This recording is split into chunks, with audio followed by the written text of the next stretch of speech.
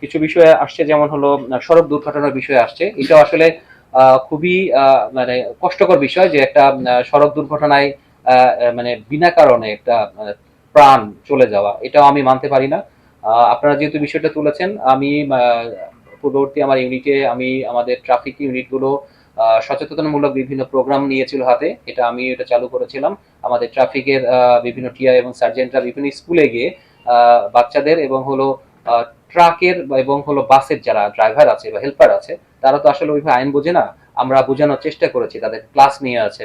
এটা আমরা ওই যে বিআরটি এর সাথে একত্রে করে আমরা ক্লাস নিয়েছি, প্রশিক্ষণের ব্যবস্থা করেছি। এই কার্যক্রমটা আমি এটা চালু করব, যাতে মানুষকে সচেতন করা যায়। আসলে সড়ক দুর্ঘটনাটা সচেতন ছাড়া আসলে কোনোভাবে কমানো যাবে না, কারণ এখানে স্টেক হোল্ডার আছে দুই ধরনের। একটা হলো যিনি গাড়িটা চালনা করেন এবং যিনি রাস্তাটা পার হন, উভয়কে সচেতন হতে হবে। উভয় যদি সচেতন হয় তাহলে আমরা সড়ক দুর্ঘটনা আমার মনে হয় ইনশাল্লাহ কমিয়ে ফেলতে পারবো।